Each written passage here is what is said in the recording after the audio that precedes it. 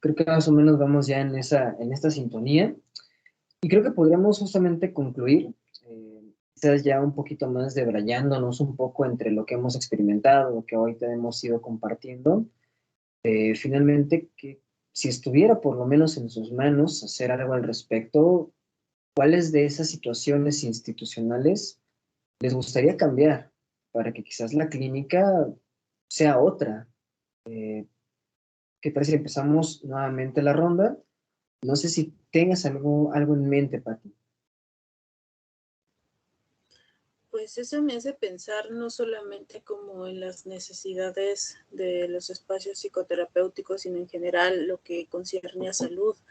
Al menos en México falta mucha infraestructura en cuestión de estos espacios públicos y pues sabemos, ¿no? Que en ciertos momentos, en ciertas situaciones políticas, económicas, pues se ve más afectado el sector público en cuestión de salud.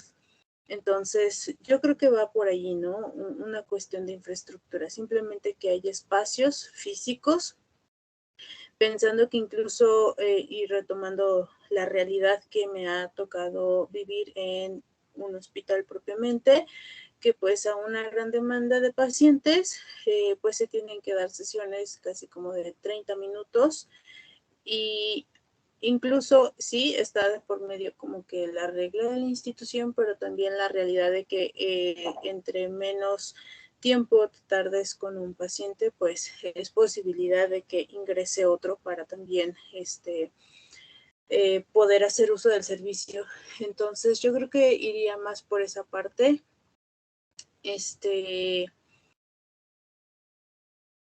y no sé, o sea, yo creo que a lo mejor pensándolo en una utopía, pues que se diera una infraestructura propiamente para el psicoanálisis, que se contemplara incluso divanes en los consultorios, pero pues sabiendo que eso pudiera ser una realidad muy alejada, yo creo que con esta creatividad de la cual se ha estado hablando mucho, se ha podido resolver lo que la institución no nos permite. Yo creo que incluso, aunque pudiera llegar a haber estos espacios más abiertos para el psicoanálisis, va a depender mucho de uno mismo, el cómo lo aterrice, porque justo estaba pensando en otro escenario. Estamos hablando como de esta distinción entre la práctica en la institución y la práctica privada, haciendo como que cierto énfasis en que lo privado va a ser más cómodo, más libre, pero también es una cuestión de reflexión en los momentos en los cuales lo privado también llega a ser institucionalizado. Tengo muy presente, por ejemplo, psicoanalistas que se apegan mucho en su propia práctica privada a, no, es que si no te atiendo 2 sesiones no hay manera de trabajar el caso. Y bueno, en ese sentido, pues yo creo que el trabajo institucional te permite reconocer que si bien no es el ideal estar atendiendo pacientes cada 15 días o a veces cada mes, pero de que se puede trabajar, se puede trabajar. Y yo he leído bibliografía de psicoanalistas, ahorita, por ejemplo, recuerdo a Winnicott, que llegó a atender casos importantes con pacientes que de repente dejaban de asistir a sus sesiones cada mes.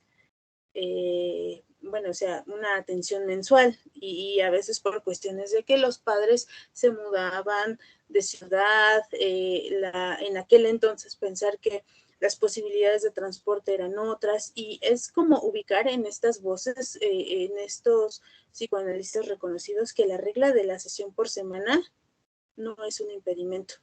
Entonces yo creo que también es un ejercicio importante pensar cómo también en la práctica privada podemos llegar a hacer pues este uso de poder. No siempre es la institución, también va a depender mucho de uno mismo. Sí, creo que ahí incluso me haces pensar en lo que ocurrió cuando empezó la pandemia, que muchos psicoanalistas estaban como muy rejedos a hacer esta situación de videollamadas, propiamente llamadas. Ni siquiera es que hubiera realmente un tema de algo teórico, sino que más bien era como eso de no, tiene que haber un diván, tiene que haber un cuerpo ahí, y si no lo hay, no es psicoanálisis, ¿no? se hizo mucho ruido, se hizo mucha polémica y la verdad es que incluso esas personas me parece que tuvieron que terminar cediendo, no solamente por la cuestión sanitaria, sino porque o sea, te vas a quedar sin pacientes, te vas a quedar sin un espacio, te vas a quedar sin la terapéutica. Entonces, o llevas a cabo esta serie de reglas que fueron establecidas para cierto tipo de población, cierto tipo de historia, cierto tipo de momento cultural, o también vas viendo qué haces con esa cultura en la que te encuentras, ¿no? Eso por un lado, pero bueno, ¿tú qué piensas, Héctor? Bueno, voy a intentar ser como lo más breve porque hay varias cosas. Eh, yo fui, por ejemplo, retomándote un poco, de esos que creía que si no había un cuerpo ahí, yo no puedo hacer ejercicio. Eh, ustedes lo podrán atestiguar, es pues, posible, lo pudimos atestiguar. Otra vez, ¿qué hacemos con la información? Matías Tavil, que es otro psicoanalista argentino, que lo búsquenlo en YouTube, hace muchos, Asociación Libre, su página. Tomé un seminario con él y él decía, como un poco a manera, como un poco burlona, decía, bueno, antes de que empezara la pandemia, yo ya experimentaba con esto. Y yo así como de, oh, sacrílego, ¿no? Pero cuando veo el efecto y empieza a decir precisamente lo que está diciendo Talles, cuando sabes cuál es el trabajo que tienes que realizar, es esta parte donde dices, ah, ok, pues sí, pues así está o no está, no es algo que nos interese en cierto momento y es algo que yo lo expongo en otros espacios. Es que nosotros no necesitamos el cuerpo. Mientras esté el sujeto del inconsciente ahí, con eso nosotros hacemos algo, que aparezca. Y era algo que decía Matías. Entonces yo decía, bueno, pues será posible, ¿no? En este ejercicio soy de los que doblaron las manos y dije, órale, va, vamos a ver si es cierto. Y sí, y a veces pensaba mucho, ¿no? Por ejemplo, otra vez, texteando un poco a Freud, ¿no? Cuando se le ocurre esto del diván, ¿no? Cómo poder focalizar toda esa energía que no se puede ni mantener ni sostener como de manera física, cómo enfocarla poniendo un diván, donde lo único que haces es precisamente enfocarte en la voz, en aquello que se expresa, ¿no? Sobre qué perspectivas podríamos hacer, mm, me he puesto a jugar mucho, haciendo alusión a Talles. Eh, eh, en mis inquietudes, todo lo he tocado con el psicoanálisis, ¿no? Un poco, mi hija me decía, ¿no? Es que para ti todo es psicoanálisis, y yo, pues, sí, un poco, sí, ¿no? Mm, lo jurídico lo he tocado con eso. Eh, en los otros trabajos en donde estoy también lo toco. Y ha sucedido cosas impresionantes, al grado de que en un lugar en donde estuve, tuve que dar, imagínense, como desarrollo organizacional, haciendo un curso de ese tipo, pero dije, ¿y si le pego el psicoanálisis a ver qué pasa? ¡Uf! Hasta a mí me gustó. Ajá, y yo dije, wow. Y me parece que ahí es donde precisamente aplica lo que dice Talles, ¿no? Y bueno, ¿y qué haces con todo esto? Y ahí creo que queda mucho, mucho lo que platicaba un poco, ¿no? Este, ¿cómo te las ingenias? Pues así, ¿no? Y van saliendo cosas que jamás aparecen, como que yo haga periciales con psicoanálisis, como que en clases proponga psicoanálisis y yo lo sostengo teóricamente, lo puedo sostener. Pero preguntan, ¿y por qué psicoanálisis dando psicología? Leanlo, Freud fue uno de los, yo no he escuchado a otro autor que diga que no, ¿no? Que sería como una fórmula. Otra vez, ¿qué hacemos con la información? ¿No? ¿Cuál es tu posición con esto? ¿No? ¿Qué otra cosa siento que también he hecho jugando? ¿No? Creando posibilidades en una institución. Me pude sumar afortunadamente en una institución pública que el psicoanálisis se aceptara como una especialidad para que alguien pudiera inscribirse como psicólogo. Entonces, eh, ¿cómo se me ocurrió eso?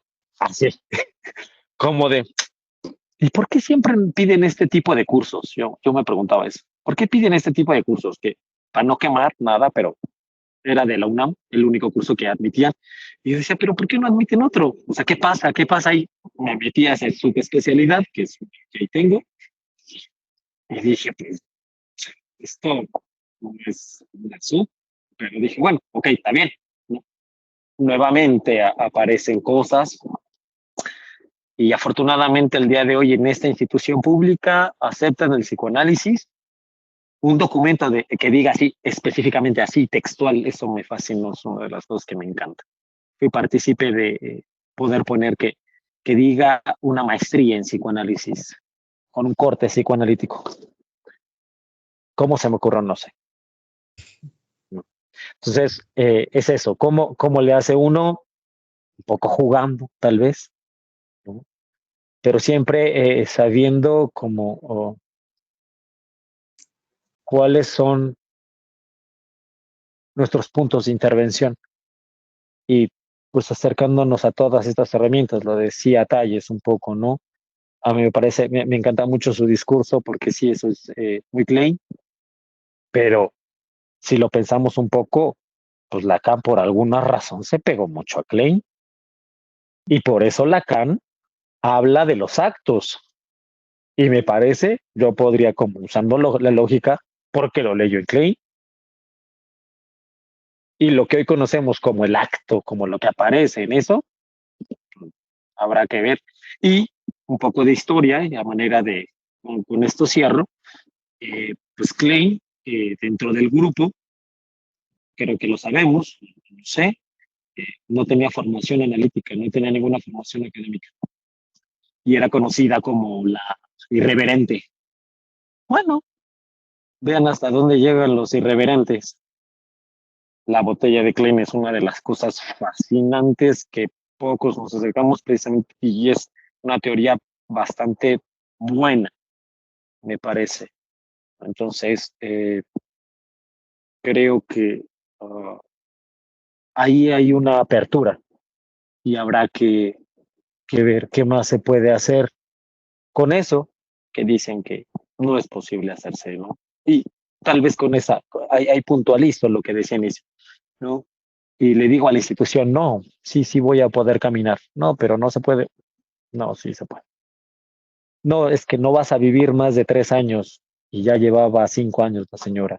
O en tu caso, Iván, ya no vas a poder ver, bueno, pues ya estoy viendo de un ojo. Ah, ¿qué hacemos con esa verdad? Hasta ahí dejaré. Genial. Incluso ahorita que lo vas comentando, me hace pensar mucho en cómo también en la institución en la que yo me encuentro, algo que nos hacen es atender por correo. Y yo estuve muy abierto al paso a la parte online, aparte de solamente la escucha o de vez en cuando la camarilla. Me costó trabajo encontrarle sentido al psicoanálisis en lo escrito. ¿Dónde estaba? ¿Cómo podías encontrar el sujeto del inconsciente si la persona puede editar lo que de alguna manera escribe, si puede omitirlo? Y hasta que dije, bueno, pero es que eso se hace también hablando. Eso también lo hacen las personas cuando hablan. Y me he Ah, encontrado casos muy interesantes escribiendo y que han resultado en un análisis bastante interesante. Y claro. ahí está la cosa. Claro, y ahí Este, sí me permites un poco, perdón, Iván, porque me emociona mucho esto, porque sí, o sea, otra vez, si tenemos la teoría clara, pues sí, yo estoy de acuerdo contigo. Pues eso es discurso también. Aparecido de otra manera, sí. Estos lapsus. Ay, perdón, ¿qué borraste? ¿Qué había ahí que no querías que apareciera? Pero ahí está. La perra, perdón, la porra. Ah, ok, wow. ¿Qué es eso? Ajá. A ver, vamos a darle otra vez, volviendo a talles, y si comprendemos cuál es el ejercicio, ¿no? Que eso fue lo que comprendí con Tabil, ¿no? ¿Cuál es nuestro argumento? ¿Cuál es nuestro punto? ¿Cuál es nuestra intervención? Creo que eso nos puede ayudar muchísimo en este sentido. Perdón. sí, no te preocupes. Y creo que justamente, ¿no? Al menos de que diga lo contrario, pero creo que también va un poquito en este sentido lo que ha venido poniendo en la mesa Suriel. También cómo jugamos nosotros, pero me gustaría escucharte. Eh, ¿Qué piensas de esta parte? Gracias. Me acordaba que a inicios de la pandemia justamente mi analista me proponía hacer videollamada y colocar el teléfono, que no me viera el teléfono a mí, ¿no? Sino que atrás de mí y yo acostado y nos enfrentamos a un montón de temas que de pronto se caía la señal, o sea, ya después fue llamada normal, ¿no? Sí, creo que era ahí como una situación, o ahorita que Pati hablaba sobre las sesiones, pues yo comencé yendo una vez a la semana, posteriormente dos, que más bien era una necesidad ansiosa de hablar, ¿no? Y ya hasta no hace mucho que mi analista me propone un análisis, me lo dice así, ¿no? Un análisis más riguroso donde puedo yo 3 horas a la semana, ¿no? Incluso ella me compartía que lo ideal fuera más horas, ¿no? Pero que ya en una situación económica y del mundo real, también, no me acuerdo qué nombre me daba, me decía, pero me decía, este psicoanalista les pedía que volvieran, ¿no? En el transcurso del día a tomar otra hora de sesión. Me decía, pero ya hoy día en la ciudad eso, o la dinámica de vida no es posible, ¿no? Y ella me invitaba justamente a pensar como a lo mejor en esta preparación que se le puede ir dando, ¿no? O sea, no llegar ante el mundo y decir, a ver, yo trabajo de tal forma, lleguen a darme eso, lleguen esta clase de pacientes que quieran venir 3 veces a la semana, 4, que tengan disponibilidad o que no vayan a existir situaciones mundiales como una pandemia. Que creo que ahí a lo mejor yo no me puedo identificar porque pues vaya, yo desde la narrativa no trabajo con divano o siento que no necesito esto que vengo escuchando de ustedes, pero igual desde mi práctica yo me he encontrado, en algún lugar me encontré diciendo, necesito esto para poder trabajar. Es que si no lo trabajo aquí, así ya no está siendo narrativo. Es que ya no estoy haciendo una buena praxis. Es que por cualquier cosa, ¿no? Y que incluso yo lo podría justificar teóricamente así súper bonito y decir, es que la práctica dice esto, ¿no? Así como si la práctica me estuviese hablando acá al oído, pero que también pensándolo, yo me jugaba ahí, yo estaba siendo atravesado ahí, yo Suriel, historia de vida, quien yo he sido en mis relaciones, también estaba ahí, ¿no? Solicitando que se hiciera lo que Suriel siempre ha repetido, ha deseado, o como Suriel es, también incluso en esa práctica, que hoy día yo soy consciente que mi práctica no está exenta de lo que yo soy. Entonces, creo que lo pensaba a lo mejor antes, ¿no? En un estado universitario, que existía esta postura de, ¿y tú qué eres? ¿Y tú qué eres? Ah, no, pues tú eres conductista, eres humanista, eres de aquellos. Hoy día, pues digo, todo funciona para algo y para las personas que les den sentido, pues bienvenido. No creo o no me gustaría entrar en un diálogo, debate de qué postura es mejor o no, porque pues para empezar yo tendría que conocerlas, cosa que no hago. Entonces, pues no me posicioné en ese lugar, pero me acuerdo, ¿no? Que incluso era, yo necesito esto para poder ser incluso con colegas. Ya posteriormente algo muy particular que yo recuerdo que yo necesitaba era no ruido, ¿no? Y que era en la situación gubernamental donde eran cubículos consultorios delgados y que afuera estaba el pasillo y la gente. Yo decía, ¿por qué no se callan si saben que estamos trabajando, ¿no?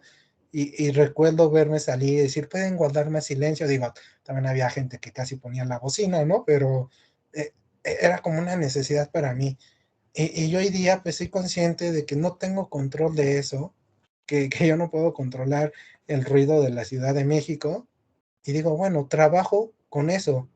Y también porque ya estoy consciente de que era lo que me atravesaba y era una necesidad de control personal más que teórica, ¿no? Porque nuevamente la práctica no me lo estaba diciendo acá al oído de Suriel, necesitas esto para trabajar. Era yo quien quería utilizar la voz de la práctica ahí a mi favor, para mi berrinche o lo que fuera.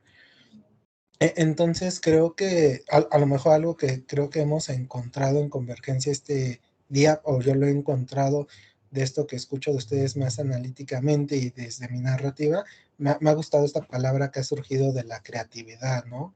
Y que la podamos extender como esta creatividad a seguir retroalimentando mi postura, mi posicionamiento político, personal, práctico, a seguir sabiendo desde qué lugar lo estoy haciendo y cómo lo puedo hacer y ser consciente de que no voy a poder tener control de todos estos elementos, pero que a mí me gustaría verlo así, que la colaboración con el otro que quiere ser escuchado y buscar un espacio para atender cualquier cosa en su vida, esa sí se puede lograr, no de la forma caprichosa que a lo mejor en algún momento podíamos desear o práctica o teórica, pero que podemos llevar a cabo esa colaboración desde una multiplicidad de lugares y desde una multiplicidad de opciones y que realmente pues al final creo que sale algo muy bonito, que es esa colaboración y que la persona que está deseando ser escuchada es escuchada y que logra encontrar aquellos puntos que desea encontrar.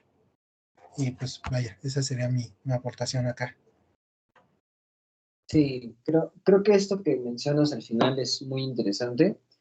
Y justamente ahí creo que, por lo menos desde la práctica, sí me he topado con ahí un asunto de la escucha y las instituciones, ¿no? Porque muchas veces sus reglas no solamente te dicen cómo deberías de escuchar, sino que algo que de repente hace ruido es que tienes que escucharlos a todos. Y muchas veces es un problema. Uno diría, ah, pues está bien, ¿no? Porque tienes que escuchar a todos los que vienen y todos los que están, pero por lo menos acá, ¿no? Donde tú puedes llamar libremente en el día a esta institución y padeces ya de algo un poco más en un sentido técnico, quizás un desorden estructural, y te la pasas llamando todo el día y se repite ese bucle, ¿no? Que conocemos de esa estructura. A veces me pregunto, ¿no? ¿Qué tanto ese sí es una limitante de la propia institución? Aquí que hable el que quiera, porque puede hablar, pero ¿qué hacemos nosotros con eso que dice? Y qué tanto una institución realmente me permite hacer algo con eso. Creo que sí es bastante puntual esto que decías, justamente cómo se construye con el otro, pero de repente ahí la institución si te dice, hazlo todo con el otro, ¿cómo lo hacemos? ¿Cómo me acerco? ¿Cómo le hago para que cierto tipo de población que quiere ser escuchada también tenga este espacio y no solamente sea como ese lugar, como donde es el único lugar donde algo hace eco y me encuentro y encuentro algo? Pero más allá de eso, ¿qué pasa con ese tipo de casos, no? Pero bueno, eso es como algo que de repente a mí me surge como duda, ¿no? De la práctica, de repente por ahí. Pero bueno, para ir cerrando también, ¿tú qué opinas, Telles? Bien, yo creo que um exercício, né, interessante é precisamente este, né, que seria meio em duas partes, né? Uma de la escrita del teatro, né, que a partir de isso se pode pensar, né, primeiro esta atividade criativa de enumeração da cena, de los personagens, pelo tipo de drama, se é uma comédia e outros gêneros. Então, e daí com isso, né, fluxo, né, este fluxo em que se produz, né, e pensando, né, como são interessantes os textos de Ulisses, do qual é o nome, autor importante para Lacan,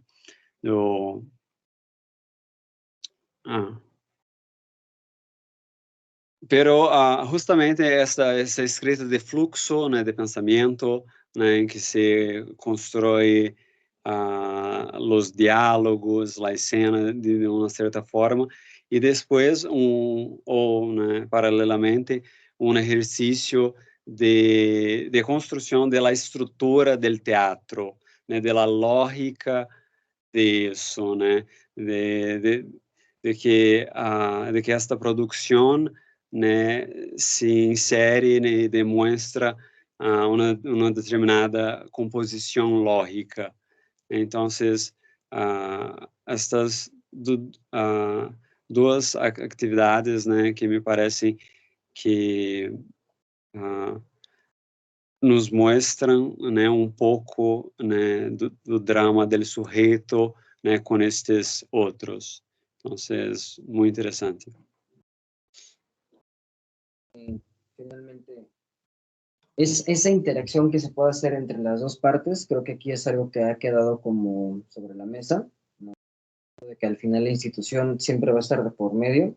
Nos dimos cuenta, creo que muchas veces incluso el propio dispositivo clínico puede ser bastante institucionalizable y también nos toca pelear con eso, ¿no? Nos toca pelear con la propia clínica que nos pide cosas, la institución que nos pide cosas, quizás como decían los papás que piden cosas, el propio paciente que viene y pide cosas, y ejercer un tipo de clínica, ¿no? En este caso aquí tenemos psicoanalítica, narrativa, y ver cómo surcamos con todo eso. No es fácil, creo que eso es algo que tenemos que decir, o sea, no siempre es algo sencillo, siempre nos exige un trabajo bastante elaborado, pero mientras estemos los dos, ¿no? O incluso en grupo, ¿no? Todos los involucrados estén ahí para ser parte de eso, me parece que las propias instituciones pueden relegarse un poco, ¿no? Siempre las tenemos que tener en cuenta, ¿no? Me parece que sus reglas siempre van a estar ahí haciendo algo de ruido, pero mientras sepamos cómo jugar con ellas, creo que cualquier tipo de praxis puede de algún modo colarse, ¿no? Por ahí. La narrativa, por lo que he investigado, por lo que he platicado sobre, no está tan lejos de lo que de alguna manera tenemos y de la posición que tenemos, ¿no? Entonces creo que, bueno, eso es lo que yo podría aportar a esto. Ya para no hacer el cuento más largo, no sé si alguno de ustedes quisiera aportar algo más para cerrar, quisiera a lo mejor intercambiar algo en particular, como gusten, dejamos unos minutitos. Tal vez cerrar como con esta parte, ¿no? Hay otra vez, acercándose a otros textos, no me acuerdo ahorita del nombre del autor, pero el libro se llama Psicoanálisis de lo Real. Me encanta mucho esta parte que se me ha aprendido, porque la cito y la cito y la cito y luego regreso y a ver si lo estoy diciendo bien, ¿no? Y él pregunta, ¿no? Siendo psicoanalista, pregunta, pero nosotros como psicoanalistas, ¿qué tanto nos autorizamos? ¿No? Nos autorizamos, lo dice así casi, lo que papá Freud y lo que papá Lacan nos autorizan a hacer. Ese es nuestro límite. Y agregaría por ahí otro texto que dice, bueno, tal vez creo que estamos entendiendo mal este ejercicio. Una cosa es ver lo que hicieron los autores, pero platicando con alguien más, me parece que lo trascendente en ellos, cuando ellos trascienden, es precisamente cuando tomas en contexto la palabra. Trascender no es que pases en el tiempo, es que en tu tiempo precisamente seas ese irreverente que pone todo de cabeza. Freud lo hizo, Lacan lo hizo, Melanie Klein lo hizo. Me parece que es ahí donde qué tanto nos autorizamos a poder hacer algo más, como lo platicó un poco Claudia, perdón, sí, como lo platicaban hace un ratito, como qué tanto te permites sobre esto, ¿no? Y cuál es tu postura ante eso. A mí me gustaría agregar como una diferencia que noté en mí hace 2 horas, ahorita 2 horas después, que era que yo tenía como, incluso lo podría enlistar de cuál me desagrada más a cuál menos, de las diferencias entre la práctica privada a la práctica institucional, ¿no? Y yo podría decir, no me gusta por esto, ¿no? Ahí estaría la bata, ahí estarían los cubículos, ahí estarían un montón de cosas. Pero creo que ahorita más bien me quedo con la sensación de esas diferencias existen, pero creo que no son lo importante, sino lo que yo decido que puedo, justamente como dice Héctor ahorita, la palabra autorizarme a hacer, a colaborar a jugar con el otro, con esa misma institución. Creo que esta parte de cuáles son más grandes o cuáles son peores las diferencias, creo que es bueno que la sepamos. Para mí esta conversación me dio cuenta para saber que más que eso es lo que decido hacer, ¿no? Y podrá sonar quizás muy romántico, pero cómo yo decido jugar con todo ello, ¿no? Y con qué fin, con qué punto, y si es el punto de la práctica, pues qué mejor, ¿no? Entonces, pues yo les agradezco a todos su escucha, sus aportaciones, y que el día de hoy me permitieran visibilizar esto e incluso nombrar esto, y lograré justamente con mi analista esto de ser rebelde ya sin que la institución no sepa que lo soy, ¿no? O sea, ya no es necesario que lo sepa para que yo pueda soltear esas situaciones y pues más bien dedicarme a esta colaboración. Entonces, muchas gracias por su escucha y sus opiniones. Bueno, yo me quedo con una tarea y es que es ya una cuestión muy, muy teórica, según yo, y según también lo que yo he ido escuchando en la academia. Lacan no leía a Klein. Entonces me quedo de tarea con eso porque tampoco es que tenga una fuente fidedigna para decirlo. Me llamó mucho la atención que ustedes lo hayan comentado, como muy probablemente Lacan en este punto leyó a Klein. Me lo dejo de tarea, la verdad. Curiosidad, la verdad. Y por otra parte, pues yo creo que hablando de esta creatividad y de este juego, es dicho como en otra palabra, pues es artístico el psicoanálisis. Y me identifiqué a la perfección cuando hace un momento yo estaba escuchando a Héctor cuando comentaba que pues se buscaban las formas para hacer el psicoanálisis presente en diferentes momentos y no solamente en la clínica. Y me identifiqué demasiado porque seguramente no solo él, sino yo creo que también Iván Tayo, ¿sí? ¿Lo dije bien? Y Suriel, desde su práctica narrativa, seguramente todos estamos en este momento para hacer presencia con nuestra perspectiva y utilizamos esos momentos como un pretexto y una posibilidad para filtrar algo de esta curiosidad analítica o psicoterapéutica narrativa. A mí me deja mucha satisfacción dejar en este tipo de espacios que de repente ubico en la posibilidad de hacer psicoanálisis sin decirlo con toda la teoría, pero sí filtrar estas reflexiones que se pueden construir desde el psicoanálisis y dejar a las personas con sed de esta escucha y de esta curiosidad y de poderse posicionar también desde otra perspectiva consigo mismos en sus espacios familiares, laborales, y seguro esto ya va generando un impacto a veces discreto, a veces pudiendo ser un poco más explícito e irreverente, por supuesto.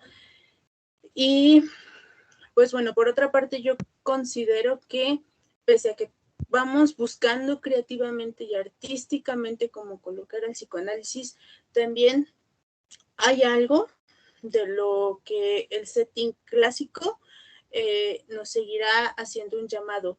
Yo creo que así como nos podemos alejar creativamente de estos elementos del setting y del encuadre, yo creo que también hay que tener cuidado y poder, en la medida de lo posible, sí regresar a estas estructuras clásicas, que si bien no es como en una cuestión normatizativa, de norma, de regla, pero sí porque en el psicoanálisis hay una explicación de cada uno de los elementos, el diván, las sesiones, incluso pensando que es un tipo de psicoterapia que no tiene un fin específico, que se conoce una demanda, pero tampoco es que se esté persiguiendo un resultado tan tangible como se esperaría en las cuestiones psicológicas y conductuales, ¿no? Entonces, yo creo que tenemos que también ser muy cuidadosos con estos juegos que hacemos con el setting y el encuadre.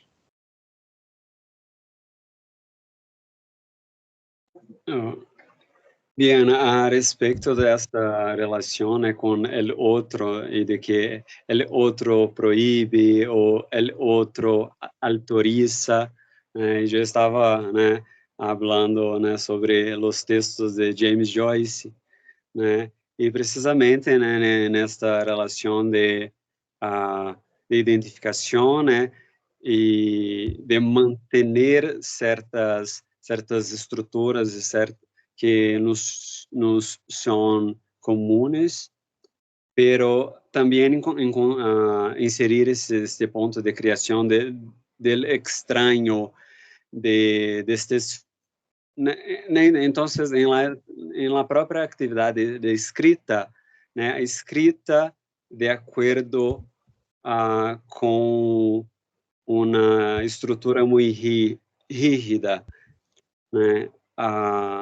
e daí del desinteresse, a partir desta posição, em contraposição com o fluxo de pensamento, em que se escreve e não se está muito preocupado com seguir modelo, exatamente. Então, justamente, a partir dessa palavra de Freud, de Heimlich, de conservar, de fazer este juego com o familiar, pero também com o extraño, e conservar esta posição de surpresa, de inserir novas cores, novos dramas, enfim, de fazer juegos com isso. Então, agradecer a todos também por este espaço e graças.